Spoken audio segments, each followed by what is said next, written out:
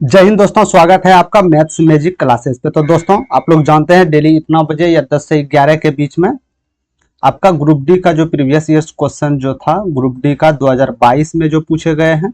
तो आज जो शिफ्ट के बारे में हम लोग बात करेंगे, तो 23 अगस्त को थर्ड शिफ्ट में जो पूछे गए प्रश्न है A to Z 25 प्रश्न हम लोग बेसिक से हाई लेवल तक देखेंगे। ठीक है। तो और 23 अगस्त का जो फर्स्ट और सेकंड शिफ्ट का क्वेश्चन है ये हमने करा दिए गए हैं। यदि आप लोग ये वीडियो को नहीं देखे हैं तो ये जाके PYP क्वेश्चन आप लोग जरूर देखिएगा, इससे बहुत बेनिफिट साबित आप लोग के लिए होगा। ठीक है, चलते हैं आगे की ओर।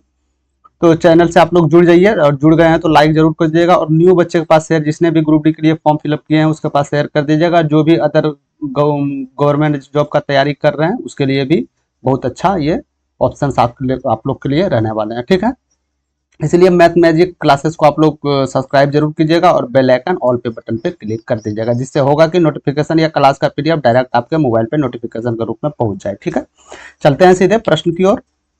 आज का पहला प्रश्न, ठीक है, तो आप यहाँ देख सकते हैं 23 अगस्त 2022 थर्ड शिफ्ट में, टोटल थर्ड शिफ्ट में पूछे गए प्रश्न है। गुणनफल sine 90 degree, sine 89 degree, sine 88 degree, sine 87 degree dot dot, इसी तरह साइन 0 डिग्री का मान क्या होगा आप लोग को बताना। ठीक है, तो यहाँ से हम साइन 90 डिग्री का मान एक होता है। ठीक है, इसी तरह करते करते इसका भी मान होगा, इसका भी कुछ मान होगा, इसी तरह करते करते फिर आ जाएगा आपका साइन 0 डिग्री। और साइन 0 डिग्री का मान 0 होता है, और 0 को किसी भी संख्या से गुना कीजिए, किसी भी संख्या से गुना कीजिए, ये 0 ही आएगा। तो 0 इज आपका correct answer, number option A. समझ गए? तो ये सब क्वेश्चंस देख के स्टूडेंट स्किप कर जाते हैं एग्जाम्स में। स्किप नहीं करना है, यहाँ थोड़ा सा आपको दिमाग लगाना है। क्या साइन 0 डिग्री दिया गया है, इसका वैल्यू 0 डिग्री होता है, तो इसका मान आपका हो जाएगा। ठीक है, चलते हैं दूसरा नंबर प्रश्न पे। एक समबाहु त्रिभुज की भुजा की लंबाई ज्ञात करना है आपको, यदि उसका क्षेत्रफल दिया गया है। तो समबाहु त्रिभुज का क्षेत्रफल क्या होता है? समबाहु त्रिभुज का क्षेत्रफल जो होता है, समबाहु त्रिभुज का क्षेत्रफल √3a² / 4/4, यही तो समबाहु त्रिभुज का क्षेत्रफल होता है। तो क्षेत्रफल तो आप लोग के सामने दिया गया है 4√3, तो √3 से √3 गया तो a बराबर क्या निकल के आया है 4, यानी भुजा का मान आपका क्या है 4।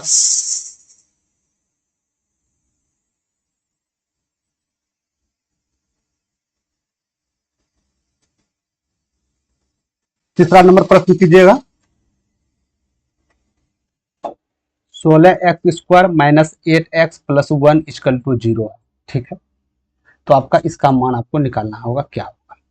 तो कहीं ना कहीं हम क्या ये देख सकते हैं कि ये एक थोड़ा सा आप दिमाग यदि कॉमन सेंस लगाते हैं तो आप यहाँ से आप क्या देख सकते हैं कि आप ये इसका a² हो जाएगा, और ये 2ab, ये b² हो जाएगा। क्या यही होगा ना, यानी कि a - b का होल स्क्वायर का ये फॉर्मूला है। कैसे है? तो 4x - 1 का होल स्क्वायर, यदि आप इसका स्क्वायर करते हैं तो a², ठीक है, +b² -2ab, यानी इसको लिख सकते हैं ना 16x² अब -8x + 1, यही तो निकल के आया ना आप लोग के पास, यही तो निकल के आया ना, यही तो है वो संख्या। तो यानी इसका वैल्यू क्या है आपका, तो इसका वैल्यू यानी मेरे दोस्त आपके पास इसका वैल्यू है 4x - 1 का होल स्क्वायर = 0, क्योंकि इसका वैल्यू यहाँ 0 दिया गया है।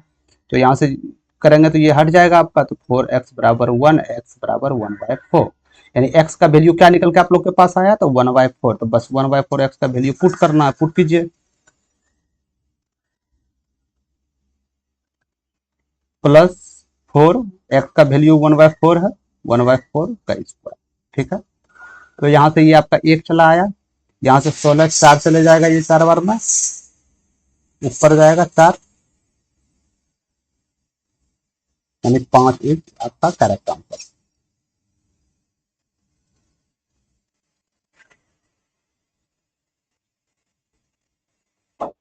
ठीक है, 5 आपका इज करेक्ट आंसर होगा, क्योंकि इसका वैल्यू हमने पुट किया, पुट करने के बाद इसका 1 मान आता है, इसमें वैल्यू पुट कीजिएगा आपका 4 मान आएगा, दोनों को ऐड कीजिएगा तो 5 आ जाएगा, correct answer option number A. ठीक है, चलते हैं चौथे नंबर प्रश्न पे।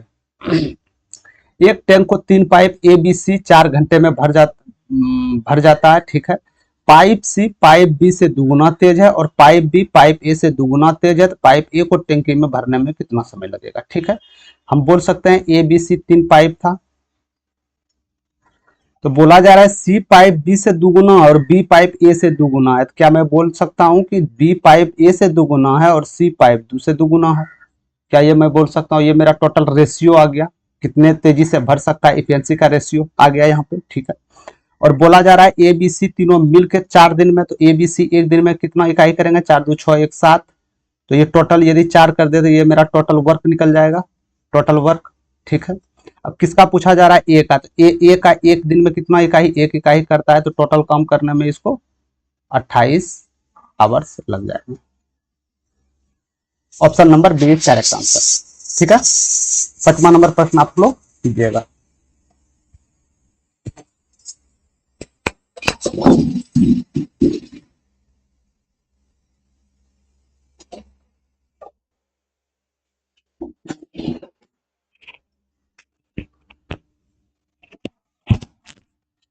ठीक है, 5वां नंबर प्रश्न देख लीजिएगा। ये जो है ना, ये अनुपात है, देखिए इसको अनुपात बोलते हैं, इसको समानुपात बोलते हैं, ठीक है। समानुपात मतलब ये वैल्यू दोनों का बराबर हो जाएगा रेशियो रेशियो में, जैसे ये दोनों रेशियो दिया गया है। इसका मतलब ही होता है मेरे भाई, इसका मतलब ही होता है कि ये दोनों का मिनिमम रेशियो कीजिएगा और ये दोनों का रेशियो कीजिएगा तो बाद बराबर आ जाएगा। जैसे 18:30 था, समानुपाती है, 30:x हो जाएगा। तो इसका मिनिमम रेशियो क्या हो जाएगा? 6 6 यानी 3:5 हो जाएगा। तो इसका भी रेशियो 3:5 होना चाहिए। तो 3:5 रेशियो करने के लिए इस जगह क्या रखना होगा? तो 50 रखना होगा, तब ना जाके 3:5 इसका रेशियो होगा। तो बस इसी मेथड से बनता है। और आप लोग को पहले भी हम बताइए, इस मेथड से आप लोग नहीं बना सकते हैं तो डायरेक्ट ये कर सकते हैं, रेशियो मतलब भाग यहाँ से हो जाए, समानुपाती बराबर कर दीजिएगा 30/x। तो यहाँ से 18x बराबर आपका 900 हो जाएगा, x बराबर 50 हो जाएगा, ठीक है। आप जिस विधि से बनाइए आपका आंसर एक ही आने वाला है, 50 इज करेक्ट आंसर, ठीक है। तो समानुपात है, यहाँ अनुपात है और समानुपात है, अनुपात है, यानी ये दोनों अनुपात बराबर है। आपका समानुपात का मतलब ही है कि ये अनुपात और ये वाला पक्ष दोनों बराबर है, ठीक है। चलते हैं आगे की ओर। 6वां नंबर प्रश्न, 2488 में कौन सी न्यूनतम संख्या जोड़ी जानी चाहिए कि 3 4 5 6 से पूर्णतः विभक्त हो जाए? कोई भी संख्याएं 3 4 5 6 से विभक्त का मतलब है, कोई भी संख्या यदि 3 4 5 6 से विभक्त है तो कोई एक संख्या आपको ढूंढना होगा जो उस संख्या को विभाजित करे 2488 का। तो वो संख्या को यदि विभाजित करे तो इसका वो प्रूव हो जाएगा, समझ गए। तो यदि 2488 में न्यूनतम संख्या जोड़ी जानी चाहिए कि 3 4 5 6 से भाग जाए, तो इसका आप एलसीएम ले लीजिए। तो इसका एलसीएम लेने का मतलब है कि जो इसका एलसीएम होगा वो संख्या से विभाज्य होगा, तो ये 3 4 5 6 से विभाज्य होगा। इसका एलसीएम आपका 60 आ जाएगा, कहीं कोई दिक्कत नहीं। यानी कि जो भी संख्याएं 60 से विभाज्य होगी वो आपका 2 से 4 से 5 से 6 से ऑटोमेटिक विभाज्य हो जाएगी, समझ गए आप, ठीक है। यानी इसका एलसीएम ले लिए हम, 60 हो गया। तो जो भी संख्या, अब जो संख्या 60 से विभाज्य होगा ये सबसे विभाज्य, क्योंकि एलसीएम है। एलसीएम क्या होता है? वो बड़ी से बड़ी संख्या जो दी गई संख्या से पूरी तरह विभाज्य होता है। तो ये संख्या से सब 60 विभाज्य हो रहा है, यानी 60 जो संख्याओं को विभाज्य करेगा वो ये सबसे विभाज्य हो जाएगा, ठीक है। तो यदि हम 60 से विभाज्य हम 2488 करें तो क्या इसमें ऐड करने पर पूरी तरह विभाजित हो जाए? तो ये 4 बार में चले जाएगा, यानी 240, तो ये 80 हो जाएगा। और सॉरी 88 हो जाएगा ना, यहाँ पे 88 हो गया। तो 60 का कम 60 चले जाएगा, यानी 28, यानी शेषफल क्या आपका निकल के आया? 28। शेषफल क्या निकल के आया? 28। यानी कि यदि हम 28 2488 में यदि हम 28 माइनस करेंगे तो भी संख्या 60 से विभाज्य हो जाएगी। लेकिन हमको माइनस करने नहीं बोल रहा है, माइनस करने जोड़ी जानी चाहिए। कौन सी संख्या जोड़ी जानी चाहिए? तो 28 है, हमको 60 पुराना है, 28 से 60 पुराना है, तो 60 में आप 28 माइनस कर दीजिए, यानी 32।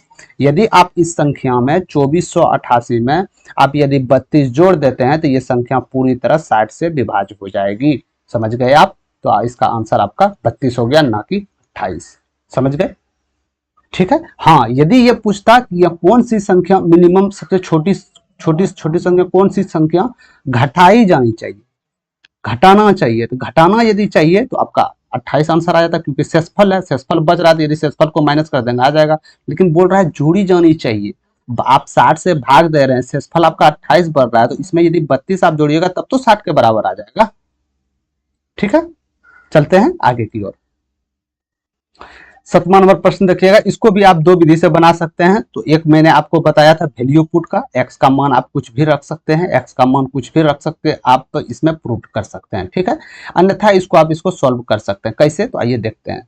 एक्स स्क्वायर प्लस 5x, मैं यहाँ लिख लेते हैं 5x माइनस 12 है तो माइनस 12 माइनस 3x स्क्वायर, यदि इसको ब्रैकेट खत्म करेंगे 3x स्क्वायर तो माइनस माइनस प्लस 3 दूनी 6x प्लस माइनस माइनस नौतिया 27, ठीक है। तो यहाँ से आपका क्या निकल के आएगा उत्तर, यहाँ से आपका उत्तर निकल के आएगा मेरे दोस्त, एक्स स्क्वायर एक है, यहाँ माइनस 3x स्क्वायर है, यानी हम बोल सकते हैं माइनस 2x स्क्वायर, ठीक है, समझ गए। यहाँ प्लस 5x है, यहाँ प्लस 6x है, तो हम बोल सकते हैं प्लस 11x। ये माइनस में है, ये भी माइनस में है, माइनस माइनस एड हो जाएगा, यानी 39। आपका जो उत्तर होगा minus 2x square plus 11x minus 39, minus 2x square plus 11x minus 39, correct option number 3, ठीक है। ये तो आप इस जो भी प्रश्न था उस मेथड से आप बनाए। यदि आप इसको ऑप्शन से बनाते, सॉरी ऑप्शन से बोलते हैं, यदि आप वैल्यू पुट मेथड से बनाते तो एक्स का वैल्यू कुछ भी रख लीजिए, हम एक मान लेते हैं, सबसे मिनिमम एक इसीलिए माने कैलकुलेशन में ज्यादा तकलीफ ना हो, ठीक है, तो ज्यादा समय ना जाए। तो यहाँ से हम x का वैल्यू एक मान लिए, तो अब सब में आपको वैल्यू पुट करना है। तो यदि इसमें वैल्यू पुट कीजिएगा तो 1 आ जाएगा, इसमें वैल्यू पुट कीजिएगा तो 5 आ जाएगा, माइनस 12 हो जाएगा, माइनस 3 हो जाएगा, ब्रैकेट शुरू है तो इसका 1 हो जाएगा, फिर माइनस 2 होगा, प्लस 9 होगा, ठीक है। यहाँ से आपका चले आया, तो ये 1 को लिख देते हैं 5, अब माइनस 12, अब माइनस 3, और यदि इसको आप कम क्रिया कीजिएगा तो प्लस जुटेगा, 9 1 10 में 2 गया 8, ठीक है। तो क्या मैं इसको यहाँ से लिख सकता हूँ 5 माइनस 12 और माइनस 8 दिया 24, ठीक है। तो यहाँ से क्या आ गया 6 माइनस 36 तो बराबर माइनस 30, यानी x का वैल्यू 1 रखने पे जो आपका उत्तर 30 के बराबर होगा वही उसका आपका उत्तर होगा, समझ गए, वही आपका उत्तर होगा। तो सबसे पहले हम ऑप्शन 3 को रख लेते हैं, ऑप्शन 3 को रख लेते हैं, ऑप्शन को, ठीक है। ये वैल्यू पुट से बता रहे हैं, बाकी बाद आंसर आपका ऑलरेडी निकल चुका है, ठीक है। तो यदि 1 मानते हैं, इसमें हम 1 मानते हैं, 1 का स्क्वायर तो ये 2 हो गया, माइनस 2, प्लस इसको 1 मानते हैं तो 11, अब माइनस 39, तो 39 और 2 माइनस 41 में आपका माइनस 11 चले जाएगा, सॉरी प्लस 11 आपका चले जाएगा, तो क्या बचेगा माइनस 30 ही तो बचेगा, यानी कि सी ऑप्शन आपका करेक्ट सही है। और ये सब में यदि आप वैल्यू पुट करते हैं, एक्स का मान रखते हैं 1, तो आपका उत्तर नहीं आएगा, समझ गए। तो इसके लिए आपको सी करेक्ट ऑप्शन, चाहे आप इस विधि से बनाइए या आप इस विधि से बनाइए, दोनों आपके लिए बेटर साबित होगा, ठीक है। चलते हैं अगले प्रश्न पे। 8वां नंबर प्रश्न, x प्लस 1/x बराबर 4 है, तो x square plus 1/x square का मान क्या होगा। तो इसको तो डायरेक्ट आप कर सकते थे, 4 स्क्वायर माइनस 2 कर दीजिएगा तो आपका उत्तर चले आएगा 14, ठीक है, यानी 14 इस करेक्ट आंसर। यदि आप इसको प्रोसेस से बनाना चाहते हैं तो एक बार इसको देख लेते हैं। इसका स्क्वायर करना है आपको, तो A square plus B square plus 2 B, ठीक है, एक्स एक्स यहाँ से कट गया, तो x प्लस 1 का मान कितना दिया था 4, तो 4 चौके 16 हो गया, तो एक्स स्क्वायर प्लस 1 बेटे एक्स स्क्वायर प्लस 2 हो गया, ठीक है। इधर प्लस है, इधर प्लस है, उधर जाके ये माइनस हो जाएगा, प्लस है, इधर जाके बराबर के इस पर माइनस, तो 14 बराबर x square plus 1/x square, बस यही तो मान आपसे खोजा गया था एक्स स्क्वायर, तो ये आपका 14 आ गया, ठीक है। तो यहाँ से डायरेक्ट मैंने कर दिया एक्स स्क्वायर जो भी इसका वैल्यू था माइनस 2 कर देना था, ठीक है। चलते हैं आगे की ओर।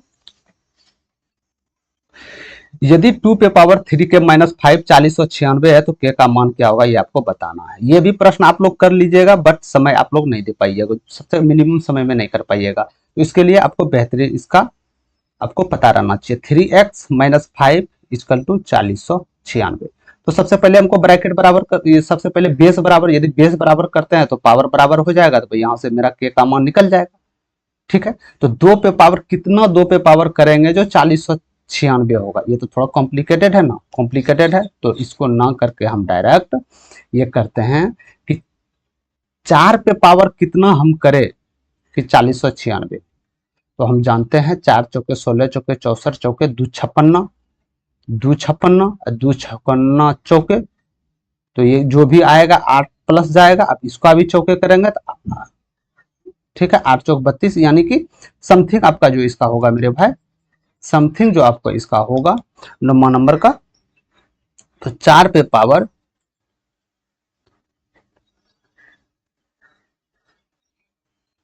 आपका 5 लगभग आ जाएगा, आएगा ना। यदि 4 पे पावर 5 हम करते हैं तो कितना आ जाएगा, 4 चौके 16, चौके 64, चौके 2 56, इसको 4 करेंगे, नहीं 4 नहीं 5 6 4096, एक सेकंड एक सेकंड एक सेकंड एक सेकंड एक सेकंड। यदि हम मान के चलिए 4 नहीं करता और हमको इजी वे करना था, तो इसको 8 पे पावर कितना हम लिख सकते हैं, तो 8 अठे 64, अठे 512, अब 512 अठे 8 पंचे 40, ठीक है 500, यानी कि 8 पे पावर हम 4 लिख सकते हैं ना। 8 पे पावर 4 का वैल्यू क्या आ जाएगा आपका 4096, लेकिन हमको 2 के बेस के रूप में प्राप्त करना है, समझ रहे हैं ना। हम डायरेक्ट यहाँ से 2 के रूप में क्यों नहीं लिखे, क्योंकि ज्यादा कॉम्प्लिकेटेड हो जाता था हमको गुना करने में, मेरा समय बचाना है, ठीक है। तो डायरेक्ट हम 8 के पावर पे लिख लिए, कोई दिक्कत नहीं। तो 8 के पावर पे किए तो और तो बेटर किए, या तो आप इसको 16 से भी कर सकते थे, या हम 8 इसीलिए किए क्योंकि हमको पता है 8 अठे 64 अठे 512, और यदि इसमें 8 करेंगे तो 8 पंचे 40, तो ठीक मेरा इतना निकल के आएगा, ठीक है। ये 2 में संभव इतना कैलकुलेशन नहीं था। तो 8 का किसका क्यू है, 2 का क्यू है। इस पे पावर कितना है 4, तो क्या मैं बोल सकता हूँ ये 2 पे पावर 12 पे पावर 496 के वैल्यू बराबर है। तो आप डायरेक्ट यहाँ से 2 पे पावर 3x-5 बराबर 2 पे पावर 12, बेस सबका समान है, तो आपका वैल्यू पावर बराबर हो जाएगा -5 इक्वल टू 12, 3 के बराबर 17, तो के बराबर 17/3 इज करेक्ट आंसर, यानी के का मान जो होगा 17/3 होगा, के का मान 17/3, ठीक है।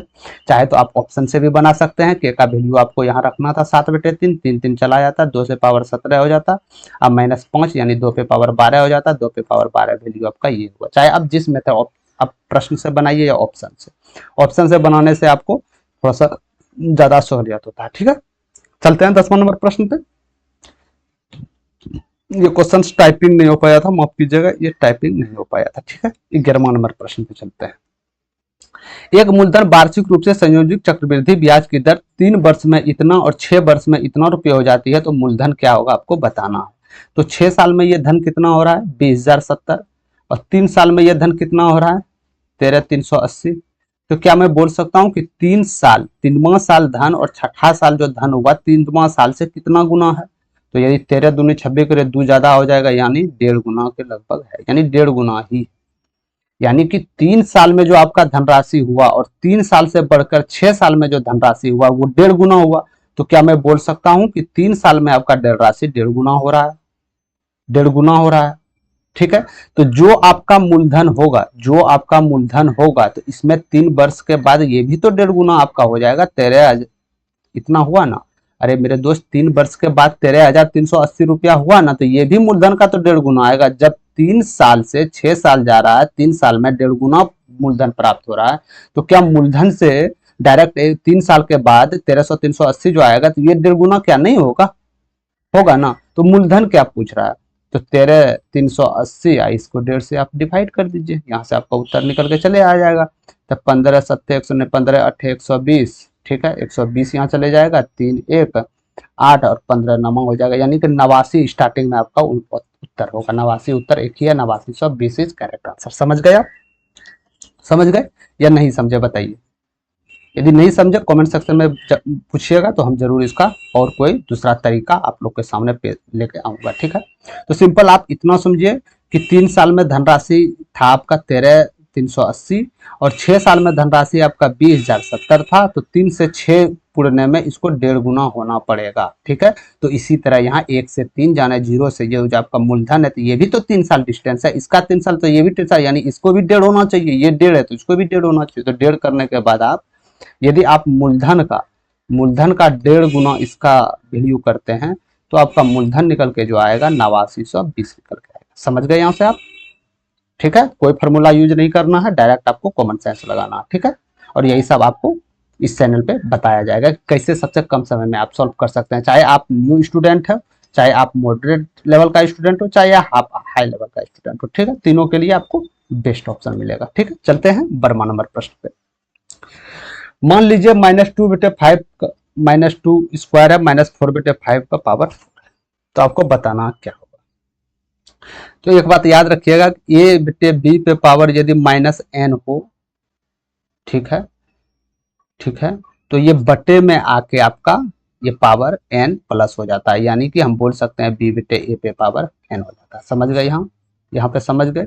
तो माइनस है, यदि आप इसको प्लस करना चाहते हैं तो 5 बटे माइनस 2 पे पावर 2 करना होगा, क्योंकि ये पलट जाएगा आपका। ठीक है, इसी तरह गुना यहाँ प्लस है तो इसको कोई छेड़छाड़ आपको नहीं करना है, 4 बटे 5 पे पावर 4 हो जाएगा। ठीक है, ये तो आप एक जान लिए कि इसको ऐसा करना चाहिए था। ठीक है, और एक चीज आप ये भी जानिएगा कि कोई भी यदि n पे पावर, यदि माइनस n पे पावर यहाँ 3 q माइनस यदि n पे पावर q हो तो इसका वैल्यू आपका माइनस, सॉरी माइनस, हाँ इसका वैल्यू आपका माइनस n आएगा। ठीक है, ये जो भी वैल्यू इसका आएगा माइनस n में आएगा। जैसे एग्जांपल के तौर पे मैं लिख लेता हूँ यहाँ माइनस 2 पे पावर 3 है तो इसका वैल्यू क्या आएगा, माइनस 8 आएगा।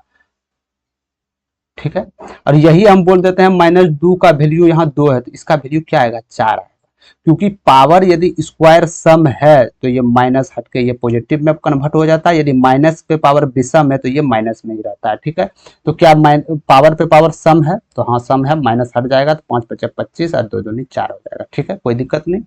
ये भी सम है तो यानी क्यू करेंगे 4 का पे पावर 4 256 होता है, ये भी प्लस में जाएगा क्योंकि सम है, और 5 पचे 25 पचे 125 पंचे 625 आपका 5 पे पावर 4 हो जाएगा, तो ये से 25 बार में चले जाएगा, ये 4 छके 24 4 छके 16 बार में चले जाएगा, यानी आपका उत्तर 64 बटे 25 इज करेक्ट आंसर होगा। 64 बटे 25 is correct answer, option number B. समझ गए? ठीक है, कोई दिक्कत नहीं था, बस ये सिर्फ दो चीज आपको रखना था कि यदि पावर पे पावर माइनस है तो ये बटे एक्सचेंज हो जाता है, ऊपर नीचे होकर ये प्लस में जुड़ जाता है। यदि माइनस पे है तो ये माइनस निर्माण करेगा, यदि पावर सम है तो ये, यदि कोई संख्या माइनस में पावर सम है तो ये पॉजिटिव का निर्माण करेगा। ठीक है, चलते हैं आगे प्रश्न पे। 13 नंबर प्रश्न देखिएगा, 13 नंबर प्रश्न कीजिएगा। निम्नलिखित में से संबंध में सही विकल्प का चयन करना है आपको। ये ग्रुप डी में प्रश्न पूछा गया है और इस तरह प्रश्न पूछे जाते हैं। ठीक है, इस तरह प्रश्न पूछे जाते हैं, चाहे आप इसको कीजिए अथवा ना कीजिए, ये प्रश्न पूछे जाते हैं। ठीक है, तो सबसे पहले की चलते हैं, निम्नलिखित कौन सा विकल्प सही है, आपको सही बताना है, गलत को नहीं बताना, सही बताना है। ठीक है, तो दो त्रिभुज समरूप होते हैं, यदि दो त्रिभुज समरूप कब होते हैं, दो त्रिभुज समरूप यानी समान रूप से दो त्रिभुज समरूप कब होते हैं, तो ये आपके पास 4 ऑप्शन दिया गया है, चारों ऑप्शन में बताना है कि क्यों समरूप होते हैं। ठीक है, या क्या समरूप होगा जिसको हम पहचान ले कि ये समरूप होगा। ठीक है, उनकी कोई भी दो भुजा बराबर होती है, क्या कोई भी त्रिभुज का दो भुजा यदि बराबर है तो क्या ये समरूप त्रिभुज है, बोलते नहीं हो कहीं। कोई भी त्रिभुज पर मेरे भाई, कोई भी त्रिभुज का यदि दो भुजा समान है, दो भुजा मान के चलिए ये दो भुजा समान है, क्या ये समरूप त्रिभुज है, जी नहीं, इसको हम समरूप त्रिभुज नहीं बोल सकते हैं। भुजा समान रहने पे समरूप त्रिभुज हम नहीं बोल सकते हैं। ठीक है, तो उनकी संगत भुजाएं समानुपाती है, तो क्या हम इसको समरूप त्रिभुज बोल सकते हैं, जी हाँ बोल सकते हैं। यदि उसका संगत भुजा बराबर है, यदि इसका संगत भुजा बराबर है तो उसको आप समरूप त्रिभुज कह सकते हैं। ठीक है, उनका कोई भी दो भुजा, यानी कि बोला जा रहा है यदि एक भुजा ये है एक भुजा ये बराबर है तो ये समरूप त्रिभुज नहीं होगा। यदि आपका ये बराबर और ये सेम है तो ये समरूप त्रिभुज आपका होगा। इनमें कोई भी दो कोण बराबर है, क्या कोई दो कोण यदि मान के चलिए दो त्रिभुज है, इसका दो कोण ये कोण बराबर है, क्या ये समरूप त्रिभुज है, क्या ये समरूप त्रिभुज है, कभी नहीं होगा, ये समरूप त्रिभुज हो ही नहीं पाएगा। दो कोण बराबर है इसका मतलब क्या ये समरूप त्रिभुज होगा, नहीं। उनके संगत कोण बराबर होना चाहिए, हाँ ये पॉसिबिलिटी है कि इसका संगत कोण जो होगा, इसका संगत कोण जो होगा बराबर होना चाहिए। ठीक है, तो आपका डी और बी इज करेक्ट आंसर हो जाएगा, बी और D is correct answer, option number B. ठीक है, और हमेशा एक बात याद रखिएगा मेरे दोस्त, दो त्रिभुज समरूप होते हैं, दो त्रिभुज समरूप वही होंगे जो उसकी संगत भुजा बराबर हो, संगत भुजा समानुपाती या बराबर समानुपाती हो, तथा उसका संगत कोण बराबर। यदि उसका संगत भुजा समानुपाती है या उसका संगत कोण बराबर है तो वो समरूप त्रिभुज का निर्माण करेगा, यानी उत्तर आपका बी और डी जाएगा। मात्र इसमें 21% आंसर दिए थे स्टूडेंट, समझ गए, इसमें था कुछ नहीं। चलते हैं आगे प्रश्न की ओर। एक वस्तु का विक्रय मूल्य रुपये में ज्ञात कीजिए, यदि क्रय मूल्य 4500 है और लाभ 5% है। ठीक है, वस्तु का विक्रय मूल्य आपको बताना है, जो वस्तु का क्रय मूल्य आपको दिया गया है। तो क्रय मूल्य क्या है? 4500। क्रय मूल्य आपके पास 4500 दिया गया है और इसको 5% लाभ पे आप बेच रहे हैं। यदि आप इसको 5% लाभ पे बेच रहे हैं, ठीक है, तो इसका विक्रय मूल्य कितना होगा? यदि इसको 5% आप प्रॉफिट पे बेचना चाहें तो इसका विक्रय मूल्य कितना होगा? तो 4500 का 5% कितना हो जाएगा? 225 होगा। तो यदि 225 आप, ये तो 225 5% का वैल्यू, यदि इसमें ऐड कर दीजिए, क्या ये मेरा सेल प्राइस नहीं निकल जाएगा? क्या ये मेरा विक्रय मूल्य नहीं आ जाएगा? क्या ये मेरा विक्रय मूल्य 4725 4725, क्या मेरा ये मेरा विक्रय मूल्य नहीं होगा? होगा ना? यही आपका विक्रय मूल्य होगा, क्योंकि हम जानते हैं क्रय मूल्य से ही आपका प्रॉफिट तय होता है, ठीक है। क्रय मूल्य से जितना परसेंट प्रॉफिट पे बेचिएगा वही आपका विक्रय मूल्य का निर्माण करेगा। तो विक्रय मूल्य आपका 2725 आ जाएगा। समझ गए? कुछ सवाल में नहीं था, सिर्फ कैलकुलेशन था। चलते हैं अगले प्रश्न की ओर। ये क्वेश्चन ध्यान से दीजिएगा, ध्यान से देखिएगा, क्वेश्चन बार बार पूछे जाते हैं, ठीक है। एक समांतर चतुर्भुज में दो आसन भुजाएं का अनुपात दिया गया है और इसका परिमाप भी दिया गया है। तो इन समांतर चतुर्भुजों में चतुर्भुजों की दो छोटी भुजा में से प्रत्येक की लंबाई कितनी है, ये बताना। प्रत्येक की लंबाई क्या है ये आपको बताना है, ठीक है। समझ गए? तो एक समांतर चतुर्भुज है, समांतर चतुर्भुज हम बना लेते हैं। ये एक आपका समांतर चतुर्भुज है, इसका लंबाई 3x है, इसका 2x, यानी आसन भुजाएं हैं, ठीक है, 3 2 है, ठीक। इसका परिमाप 65 दिया गया है, परिमाप 65 दिया गया है, ठीक है। तो समांतर चतुर्भुज का परिमाप क्या होता है? तो जो आयत का परिमाप होता है वही होता है, यानी इसका परिमाप जो हो जाएगा 2 इंटू एल प्लस बी, ठीक है। तो परिमाप कितना है आपका? 65 है, ठीक। 2, तो ये 3x और चौड़ाई आपका 2x दिया गया है, बराबर 65 है। यहाँ से आपका 3 2 5x, 5 दूनी 10x, बराबर 65 आ गया। तो x का वैल्यू आपके पास 6.5 निकल के चला आया, ठीक है। तो क्या बोला जा रहा है? इस समांतर चतुर्भुज की दो छोटी भुजाओं में से सबसे प्रत्येक की लंबाई कितनी है, ठीक है। तो हम सबसे पहले इसका दो आसन भुजाएं की लंबाई जोड़े, तो लंबाई 3x और 2x था, यानी आसन भुजाएं का, ठीक है। x का वैल्यू 6.5 निकला था। तो x का वैल्यू यदि हम 6.5 यहाँ रखते हैं तो 5 दिया 15, 1 अच्छे दिया 18, 19, यानी 19.5 इसका लेंथ हो जाएगा, यानी ये ऊपर वाला हो जाएगा, यानी 19.5 हो जाएगा। और नीचे वाला जो होगा इसका दुगुना होगा, दुगुना करते हैं तो 13 हो जाएगा, ठीक है। ये 13 हो जाएगा, यानी सबसे छोटी भुजा जो होगा 13 होगा, सबसे बड़ी भुजा 9.5 तो दिया ही नहीं है, यानी छोटी भुजा खोज रहा है, यानी 13 सेंटीमीटर। समझ गए? समझ गए? कोई दिक्कत नहीं था, रेशियो में था, रेशियो में दिए, इसको हमको परिमाप से निकालना। परिमाप यदि हम इसको निकालें तो x का वैल्यू निकल के आया, बस x का वैल्यू, इसका लंबाई और आसन भुजाएं की सब निकल जाएगा, ठीक है। चलते हैं आगे। और इस तरह सवाल में ग्रुप डी में बार बार पूछे जाते हैं। तो आपको एक विकर्ण दिया रहेगा, विकर्ण एक दिया रहेगा, एक भुजा दिया रहेगा, और आपको इसका क्षेत्रफल खोजेगा, क्षेत्रफल क्या होगा, ठीक है। तो ये सब प्रश्न आप करके जाइएगा। सरल कीजिए। 4.7/9 गुना 7.8/9 गुना 81 प्लस 2.3/4 कितना होगा, ठीक है। तो यदि आप इसको तोड़ते हैं, छोटा संख्या है, तोड़ सकते हैं। 9 चौक 36, और 36 में 7 चला जाएगा, 36 9 चौक 36 7 43/9, ठीक है। यहाँ से 9 सत्ते 63 हो जाएगा आपका, 63 इसमें ऐड होगा तो यानी 71 हो जाएगा। 71/9 और गुना 81 प्लस 4 दूनी 8 3 11/4, ठीक है। ये आप समझ गए। तो यहाँ से 9 9 81 चला जाएगा, तो आप बोल सकते हैं 43 गुना 71 प्लस, यदि आप इसको डिवाइड कीजिएगा तो 4 दूनी 8 और 4 सत्ते 28 और 4 पंचे 20, यानी जो भी इसका गुणनफल करके इसको ऐड कीजिएगा, लास्ट में 7.75 आएगा। 0.75 यानी ये दोनों ऑप्शन आपका तो हो ही नहीं सकता, यानी ये दोनों में कोई ऑप्शन आपका एक होगा। तो अब इकाई अंक पे हम देख लेते हैं। तो इसको यदि हम गुणा करेंगे तो संख्या कुछ भी आ सकता है, लेकिन इकाई अंक पे 3 आएगा, क्योंकि 71 और 43 3 का 3, ठीक है। ये संख्या कितना 2.75 हो जाएगा, ठीक। ये संख्या 3 2 5 में ये जुटेगा लास्ट अंक में, यानी कि जो भी उत्तर होगा लास्ट डिजिट 5.75 होगा। 5.75 एक ही उत्तर है, ऑप्शन नंबर 4। क्यों हम गुना करने जाए? चाहे तो आप गुना करके इसको ऐड भी कर सकते थे, लेकिन वहाँ प्रश्न वो जो वहाँ जो आपका मेन एग्जाम था उसमें इतना टाइम रहता नहीं है। सबसे पहले ये मेथड आपको अपनाना पड़ेगा।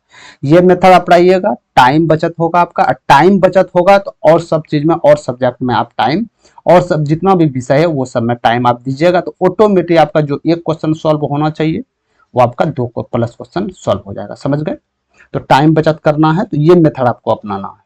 समझ गए? पूरा करने की जरूरत नहीं है कि आपसे पूरा वहां संक्षिप्त में प्रूफ करने बोल रहा, नहीं ना, उसको उत्तर चाहिए। चाहे आप वो रो के निकाले, सो के निकाले, बैठ के निकाले, या कहीं ब्रह्मांड में कोई कोना पे जाके आप निकाले, उसको सिर्फ आंसर चाहिए, उत्तर चाहिए। तो उत्तर आपका निकल के आ गया। ठीक है, चलते हैं आगे प्रश्न की ओर। एक घनाकार कमरे की लंबाई 15 मीटर है, चौड़ाई 17 मीटर है और ऊंचाई 21 मीटर है। 40 रुपये प्रति मीटर स्क्वायर की दर से इसकी दीवारों या छत को रंगने में लागत क्या होगा? ठीक है, मान के चलिए एक घनाकार कमरे हैं, जहां आप अभी जो कमरे में बैठे हुए हैं वो मान लीजिए उस कमरा का बात हो रहा है। ठीक है, आप जहां बैठे हुए हैं, ये इस कमरा हम बना लिए, ये एक कमरा है। ठीक है, घनाकार रूप में इसकी लंबाई 15 मीटर दिया गया है, इसकी लंबाई 15 मीटर दिया गया है, इसकी चौड़ाई 17 मीटर दिया गया है और बोला जा रहा है ऊंचाई 21 मीटर दिया गया है। ठीक है, तब आपको करना क्या है, 40 रुपये प्रति मीटर स्क्वायर की दर से इसकी दीवार, चारों दीवार करना था आपको, एक साइड, दो साइड, तीन साइड, पांच, चार साइड। ठीक है, चारों दीवार करना था और ऊपर वाला छत करना था। फर्श का कोई जिक्र नहीं है, याद रखिएगा, ऊपर वाला ही आपको करना था। ठीक है, तो इसका लागत कितना होगा? तो सबसे पहले सबका जो है हम एरिया निकाल लेते हैं, आखिर एरिया क्या होगा, तब ना टोटल एरिया में 40 से गुना करेंगे तो मेरा टोटल रुपया आ जाएगा। ठीक है, तो चारों दीवारों का क्षेत्रफल क्या हो जाएगा? चारों दीवार का क्षेत्रफल क्या हो जाएगा?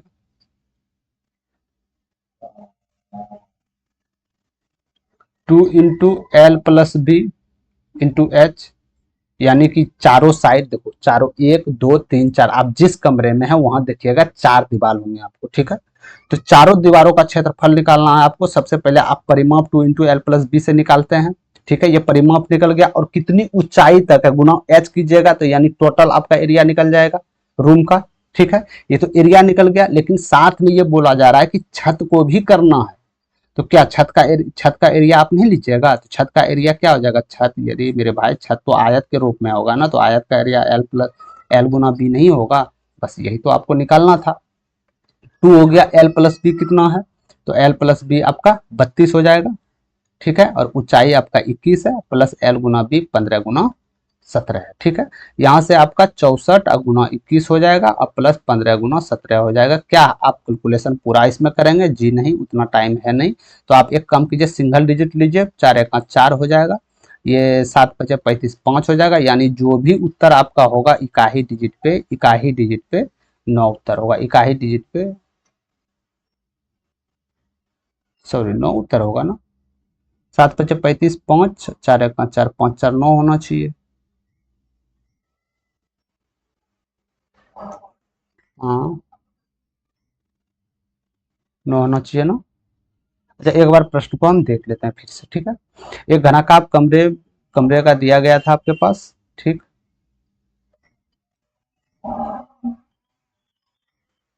15 मीटर और 17 मीटर इसका दिया गया था, लंबाई चौड़ाई। ठीक है, 15 मीटर और 17 मीटर दिया गया था। तो यहाँ से आप 1500, ठीक है, ठीक तो है मेरे दोस्त, 1599, ये तो मेरा एरिया निकला ना। तो ये आपका एरिया जो होगा, कोई भी एरिया होगा, लास्ट में 9 होगा आपका एरिया।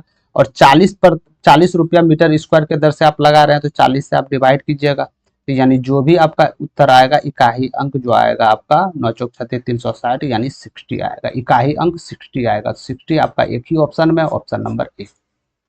बताइए क्या गलती की है?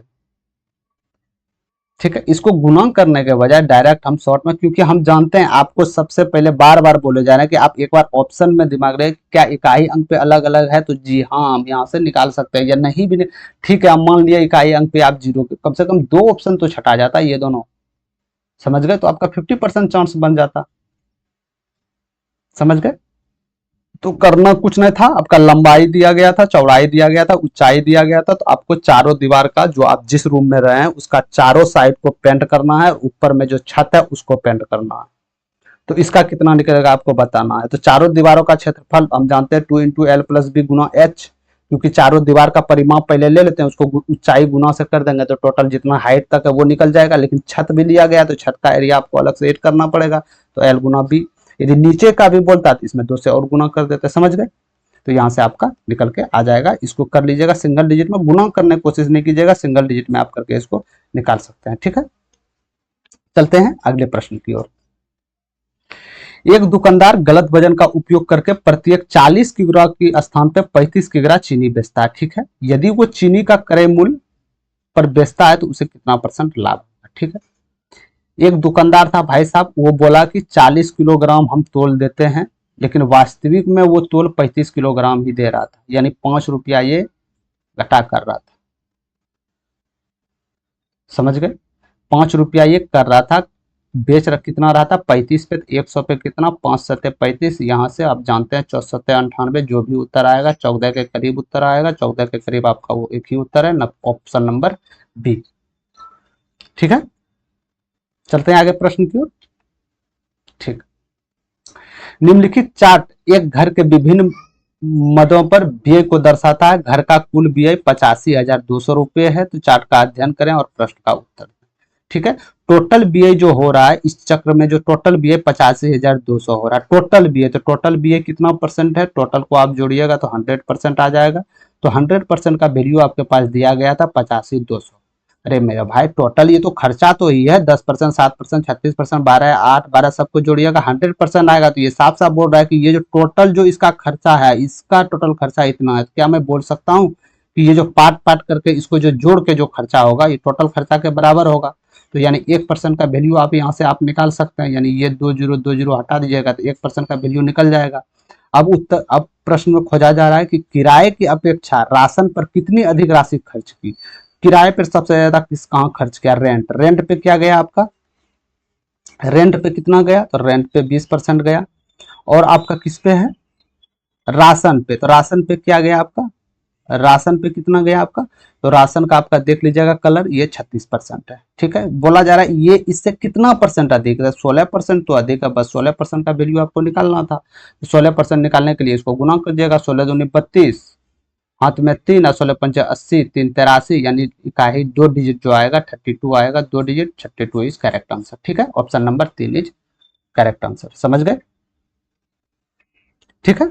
कहीं कोई परेशानी नहीं है, चलते हैं अगले प्रश्न की ओर। 20 नंबर प्रश्न है, एक कार ओडोमीटर। ओडोमीटर क्या होता है, जब आप बाइक चला रहे हो या आप कोई भी गाड़ी चलाते हो जिसमें जो दूरी दिखाता है ना, जैसे ये बाइक का काटा, यदि कोई भी बाइक आप चलाए हो तो ये बाइक का काटा होता है, इसमें आपको स्पीड दिखाता है। एक तो पहले आपको स्पीड दिखाएगा कि कितना आप गति से जा रहे हैं, ये दिखाएगा। और एक नीचे में या एक दूसरा साइड काटा रहेगा, उसमें जो होगा किलोमीटर में, जैसे 2 4 5 6 7, और एक काटा ये चलने वाला रहेगा जो ऊपर की ओर गति करेगा, ठीक है, कि मतलब दूरी बताएगा आप कितना किलोमीटर चल दिए, ठीक है। तो बोला जा रहा था कि एक ओडोमीटर यात्रा शुरू करने में 12,000 किलोमीटर और यात्रा के अंत में 12,800 किलोमीटर दिखाता है। तो यदि यात्रा 4 घंटे लगे हो तो कार की औसत गति क्या होगा। जब आपने एक बाइक लिए तो बाइक ऑलरेडी जो आपने काटा, कैसे आप देखिएगा कितना किलोमीटर चलना, तो ओडोमीटर से, तो वो तो इसी काटा से देखिएगा, क्या देखिएगा पहले कितना किलोमीटर चली है ये, तो आप देख लिए कि भाई साहब ये 12,000 किलोमीटर चला है। और जहां आप गए चलाते समय, अब वहां अंत में देखे आप 12,800 किलोमीटर चल गया है, यानी आप बोल सकते हैं गुरुजी हम तो 800 किलोमीटर चल के आए, यानी 12,000 पहले था, 12,800 अभी दिखा रहा है, यानी 800 किलोमीटर तो हम गाड़ी चलाए, ठीक है। तो आप 800 किलोमीटर चलाए कितने घंटे में, 4 घंटे में, यानी कि आपका यदि दूरी को समय से भाग देते हैं तो चाल का निर्माण होता है, तो चाल आपका हो जाएगा 200 किलोमीटर पर आवर, समझ गए। तो क्या चाल किलोमीटर पर घंटा में, जी नहीं, मीटर पर सेकंड में है, तो किलोमीटर पर घंटा को मीटर पर सेकंड में बदलने के लिए 5/18 से आपको गुना करना पड़ेगा, ठीक है। तो यहां से जो आपका उत्तर निकल के आएगा मेरे भाई, ये 2 से 100, 2 से 900, तो यानी 500/9 मीटर पर सेकंड, यही आपका उत्तर होगा। 500/9 मीटर पर सेकंड इज करेक्ट उत्तर, सही है, ठीक है। तो क्वेश्चंस को ध्यान से पढ़िएगा, ये नहीं कि डायरेक्ट 12,200 ऐड करके या उठी करके बता लीजिए, माइनस जा रहा है। आप गाड़ी जिस समय स्टार्ट निकलने वाले थे घर से, तो उस समय 12,000 काटा शो कर रहा था, और जहां जाने वाले थे वहां आप पहुंचे तो 12,800 काटा शो कर रहा है, यानी आप तुरंत पता कर लिए कि 800 किलोमीटर हम चलाए और 4 घंटा आने में लगा, यानी 200 किलोमीटर पर घंटा से हम चले होंगे। और यदि आप इसको मीटर पर सेकंड में, तो 5/18 से ये आपका उत्तर आ जाएगा, ठीक है। चलते हैं आगे प्रश्न की ओर। 21 नंबर प्रश्न, 5 15 23 26 29 का अंगनित माध्य क्या होगा। तो माध्य बार बार आपको बताते हैं, तो माध्य जो होता है मेरे भाई कुल संख्या का योग, कुल संख्या का योग। अब देखते कुल संख्या, समझ में आ गया बेटे। कुल संख्या, तो कुल संख्या का योग कितना है, जोड़ लेते हैं, 15 5 20, तो 20 इसमें ऐड कर दीजिएगा, 43 43 इसमें ऐड कीजिएगा तो आपका हो जाएगा 69, अब 69 इसमें कीजिएगा तो आपका 98 हो जाएगा। यानी टोटल आपका कितना योग हुआ, 98। टोटल संख्याएं क्या है, 1 2 3 4 5 संख्याएं, तो 5 से इसको डिवाइड करना है। तो 5 से डिवाइड करने में यदि आपको नहीं बन रहा है, यदि ज़्यादा कॉम्प्लिकेटेड है, तो नीचे से भी 2 से, ऊपर से भी 2 से गुना कर दीजिए, तो ये हो जाएगा 9 दूनी 18 1 19 और नीचे 10, यानी 1 दशमलव के बाद दे दीजिएगा 19.6, 19.6 इसका माध्य निकल के आएगा। ठीक है, माध्य जो होता है वो बीच वाली संख्या होता है, उसी को माध्य बोलते हैं। ठीक है, तो आपका माध्य 29.6 होगा। तो ये फॉर्मूला आप लोग याद रखिएगा। चलते हैं आगे प्रश्न की ओर। राजीव, राजीव के वेतन में पहले 40% की कमी की जाती है और बाद में 50% की वृद्धि की जाती है, तो उसे अपनी शुरुआती वेतन से कितने परसेंट की हानि हुई। ठीक है, राजीव जो था, राजीव का वेतन कुछ था, अब मान लिए 100 रुपया इसका वेतन था। ठीक है, 100 रुपया इसका, राजीव का जो वेतन था मेरे दोस्त वो 100 रुपया, हम मान लिए कि इसका वेतन 100 रुपये था। ठीक है, राजीव का वेतन 100 रुपये था। ठीक, अब बोला जा रहा है इसके वेतन में 40% की कमी कर दी गई। इसके वेतन में यदि हम 40% की कमी कर दे तो इसका वैल्यू 60 आ जाएगा। क्या आएगा कि नहीं, इसका वैल्यू 60 आ जाएगा। ठीक है, कहीं कोई दिक्कत नहीं, 40% कमी करने के बाद। ठीक है, और बाद में फिर 50% बढ़ा दिया गया, फिर इसमें आप 50% बढ़ा दिए गए, यानी 60 का 50% कितना होगा, 60 का आधा 30, यदि ऐड कर दीजिएगा तो 90, आप 90 बढ़ा दिए गए फिर से। ठीक है, कोई दिक्कत नहीं है। तो अब पूछा रहा है कि उसने अपने शुरुआती वेतन से कितने परसेंट हानि हुई। शुरुआती वेतन कितना था, शुरुआती वेतन 100 था, लेकिन अब कितना वेतन निकल के आ रहा है, 90 आ रहा है, तो हम बोल सकते हैं कि 10% का हानि हो गया। जो वेतन पहले 100 था तो अब 90 तो आ रहा है, ये पूरा प्रक्रिया करके 40% और 50% करके तो 90% आ रहा है, यानी 10% का लॉस हो रहा है उसको। 10% इज करेक्ट आंसर। ठीक है, कोई परेशानी नहीं है, बहुत ही बच्चे वाले प्रश्न से। चलते हैं आगे प्रश्न की ओर। ठीक है, A plus B plus C ये है, ए बी आप देख सकते हैं, A cube plus B cube plus C cube minus thrice A B क्या होगा, इसका वैल्यू ज्ञात करना है। ठीक है, तो आप लोग याद रखिएगा, A cube plus B cube plus C cube minus thrice A B C formula चाहिए आपको, तो A plus B plus C हो जाएगा। ठीक है, इसका दो फार्मूला निकल के आएगा, तो ये एक यहाँ से आएगा, A square plus B square plus C square minus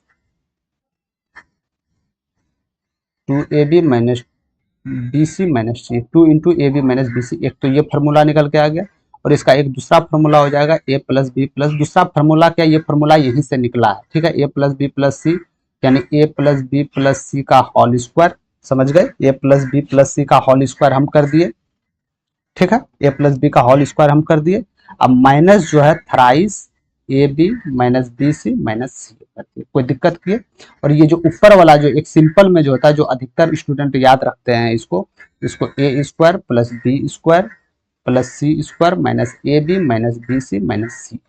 आपको ये फार्मूला चाहिए ना, ये फार्मूला चाहिए ना, तो क्या मैं इसको ये नहीं लिख सकता हूँ, क्या मैं इसको ये नहीं लिख सकता हूँ, लिख सकता हूँ ना, A plus B plus C. तो यदि हम इसका करेंगे तो A square plus B square plus C square, तो माइनस 2 इंटू ए बी, यदि 2 9 में 3 में 2 को घट जाएगा तो एक ही तो बचेगा।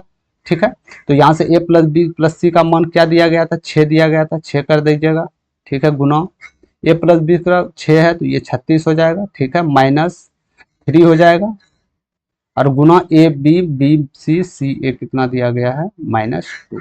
ठीक है, -2 है, तो -2 को यदि गुना करेंगे हम इसमें तो ये आपका 6 निकल के आ जाएगा। समझ गए, ये आपका 6 निकल के आ जाएगा। ठीक है, सॉरी, ये आपका 6 निकल के आ जाएगा, तो माइनस माइनस प्लस हो जाएगा, कहीं कोई दिक्कत नहीं है। तो 36 से 42, 42 को 6 से गुना कीजिएगा, 252 आपका उत्तर निकल के चले जाएगा। 252 इज करेक्ट आंसर। ठीक है, कहीं कोई दिक्कत नहीं है, 252 इज करेक्ट आंसर। चलते हैं आगे की ओर, लास्ट से दूसरा नंबर प्रश्न।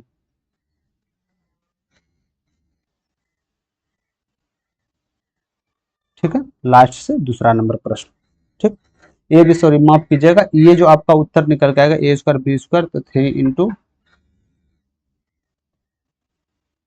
इंटू ये प्लस में आपका हो जाएगा मेरे दोस्त, सॉरी माफ कीजिएगा, ये प्लस में स्पीड में करते करते थोड़ा सा ये हो गया था। ठीक है, ये आपका प्लस में हो जाएगा। ठीक है, प्लस में हो जाएगा।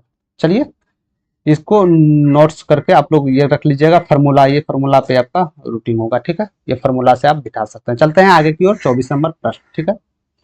मधु और साइनी मिलकर एक काम को 20 दिनों में पूरा कर सकते हैं। साइनी और रोजी मिलकर उसी काम को 12 दिन में पूरा कर सकते हैं, तथा रोजी और मधु मिलकर उसी कार्य को 15 दिन में पूरा कर सकते हैं। तो तीनों मिलकर उस कार्य को कितने दिन में पूरा करेंगे, ठीक है। आपका बोला जा रहा है कि दो पहले लड़की थी मधु और शालिनी, ये 20 दिन में काम पूरा कर रहा है, एक काम को 20 दिन में।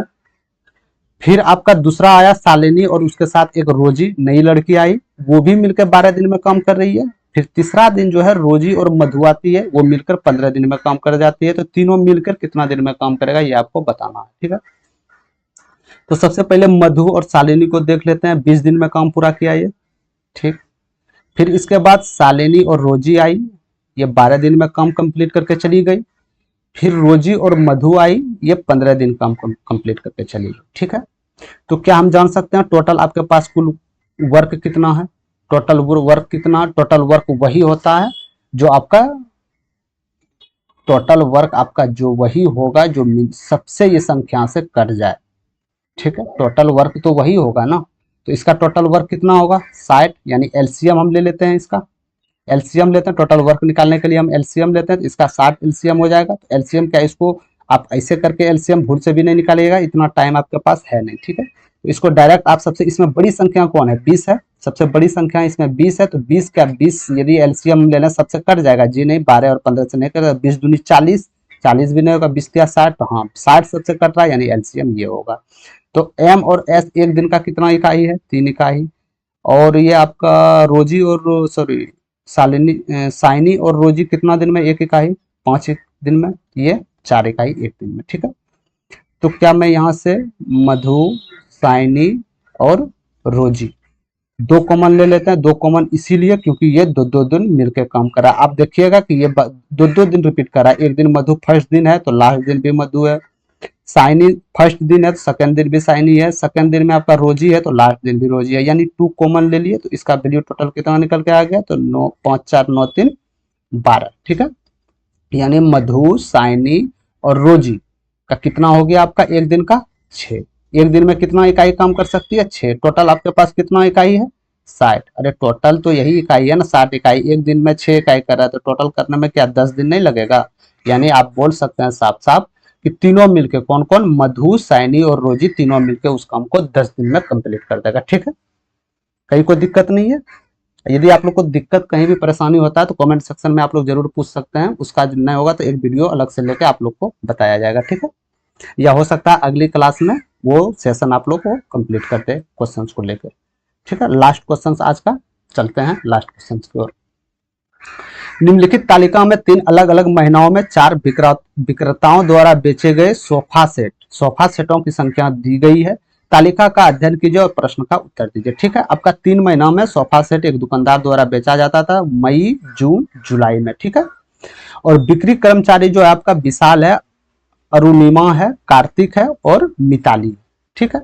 3 महीना में दिया गया था। तो अब आंसर क्वेश्चंस क्या पूछे जा रहे हैं?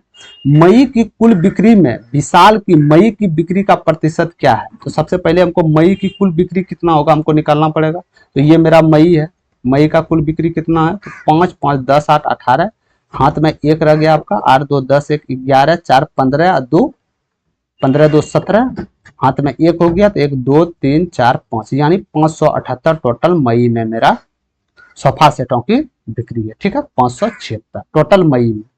तो क्या हम लिख सकते हैं टोटल मई में आपका 578 सोफा सेट आप बिक्री किए, ठीक है। कहीं कोई दिक्कत नहीं। अब बोला जा रहा है इसमें कि विशाल मई में बिक्री का कितना? विशाल, तो विशाल कहाँ है? विशाल मई में कितना कर रहा है? 125 कर रहा है। तो विशाल मई में 125 कर रहा है। तो ये कितना परसेंट है 578 का? तो बस सिंपल परसेंटेज निकालने के लिए 125 बेटे 578, इसको 100 से गुना कर दीजिए तो ये हो जाएगा। तो ये 3 बार में तो नहीं जाएगा, 2 बार में जाएगा, यानी जो भी उत्तर आएगा 2 से स्टार्ट होगा, यानी ये नहीं होगा, ठीक है। तो 2 बार में करते हैं तो 8 दूनी 16, हाथ में 1, 7 14 15 5, हाथ में 1, 5 दूनी 10 1 11।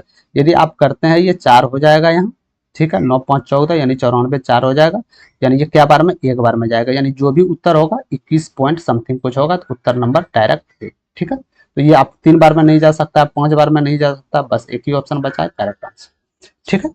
तो ये था आपका लास्ट क्वेश्चंस और 25 क्वेश्चंस आपका पूरा हो गया। यदि आप लोग को इसका पीडीएफ चाहिए, ठीक है, यदि आप लोग को इसका पीडीएफ चाहिए तो आप लोग टेलीग्राम चैनल पे जाइए, वहां से पीडीएफ आप लोग को मिल जाएगा, ठीक है। या तो वहां जाकर सर्च कर दीजिएगा, पीडीएफ डाउनलोड आप लोग कर सकते हैं, ठीक। और यदि सेशन पसंद आ गया हो तो लाइक जरूर कीजिएगा और शेयर न्यू बच्चे के पास जरूर आप लोग कर दीजिएगा, ठीक है। और चैनल को अभी तक सब्सक्राइब नहीं किया है, सब्सक्राइब करके बेल आइकन ऑल पे बटन पे क्लिक कर दीजिएगा।